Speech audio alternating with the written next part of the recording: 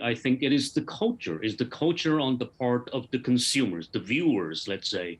Viewers in China are particularly, in a sense, I'd say, particular in terms of membership fee, paying the membership fees. And membership fees is seen as a major barrier for Chinese viewers to check out these streamers or check out on films and TV shows on the viewing on the streamer on the apps. And so this constitutes a major difference between the Chinese viewers in this streaming market and the rest of the world. So let's talk about revenue, making money. Where do the Chinese streamers get their money from? Is it subscriptions? Is it advertising? Well, I think it's both. Advertisers pay to get their products advertised, which means greater visibility, more exposure to consumers, or intent on buying products online nowadays. While viewers are also willing to pay to become paid subscribers, but only on one condition only. I mean, you got to be a VIP consumer, a VIP member, because VIP members can pay to skip the advertising. But not for all people, not all viewers can pay to, I mean, would be on that very VIP list. And so, in a sense, streamers actually are paid by both advertisers and also viewers. But then viewers can choose to watch these advertisings or ads or not.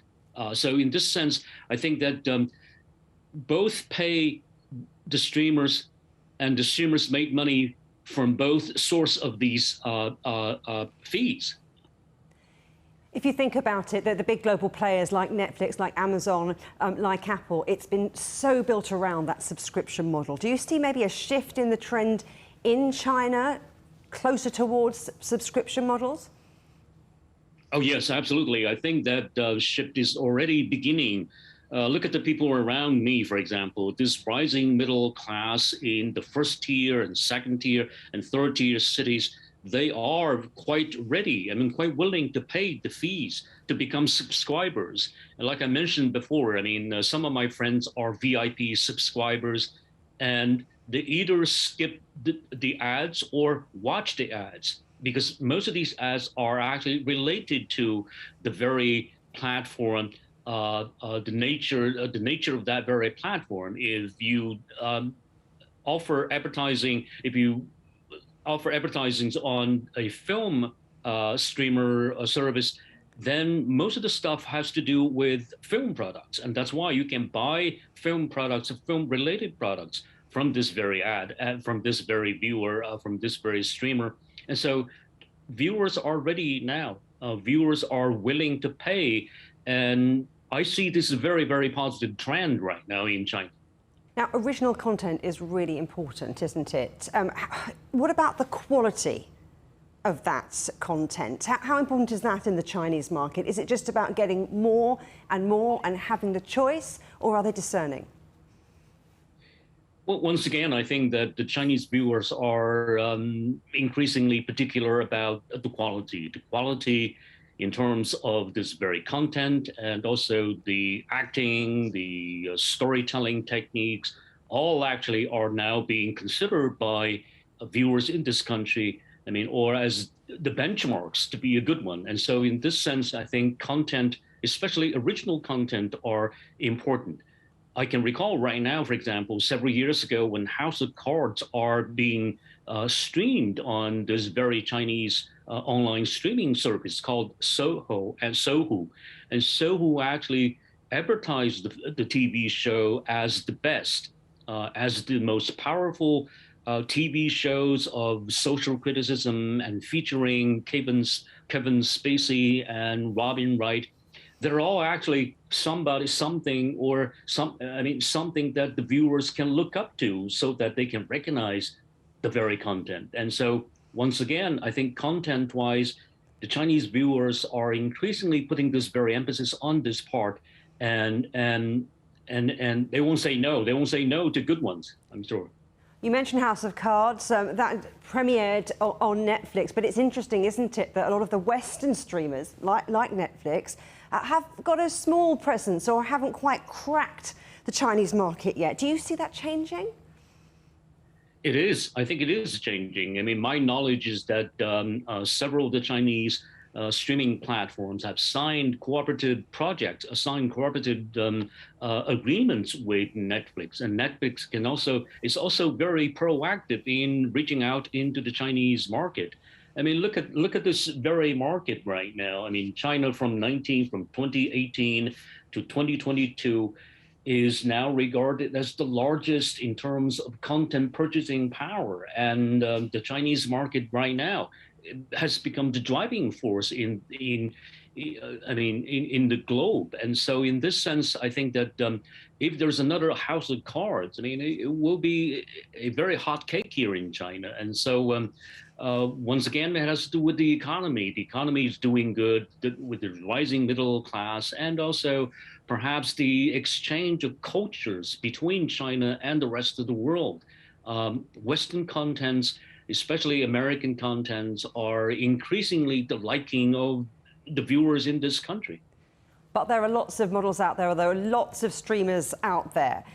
What's it going to take? What's it going to take for Western streamers to get a real foothold in this burgeoning Chinese market?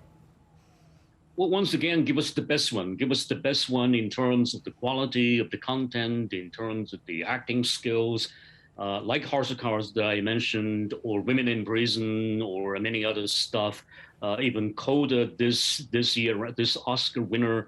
And so first thing first, we need the best one. I mean, the best one in terms of this critical realism, the powerful performances of the actors and actresses in these plays and films. Secondly, give us the true and authentic ones. Thirdly, I think for any foreign streamers who want to come to Chinese market, reach out into the Chinese market by cooperating with perhaps a local platform such as Sohu. I mean, Sohu is local, Tencent is local, and iQIYI is local. They knew the market, they knew the psychology of the viewers, and they knew actually the channels to distribute these products from overseas. You talk about the Chinese audience being hungry for European content, for American content. But what about the other way round? How can the big Chinese players like Tencent, like iQIYI, and so on, how can they get a greater slice of the market outside China? Well, once again, I think that Chinese content, TVs, dramas, or films have already had a fan base, I think, around the world, especially in Southeast Asia. I mean, the lucky thing is that there is always a big Chinese diaspora in Southeast Asia and in North America, and perhaps now in Europe. And so one way for them to go out right now is to first approach this Chinese diaspora in each of these regions, and then by word of mouth, they can spread the message that there could be, for example, a Chinese House of Cards. There could be a Chinese, for example, the Queen, and many of these, the stuff. So in a sense, I think that the Chinese streamers, companies or services have a greater role to play outside China, not just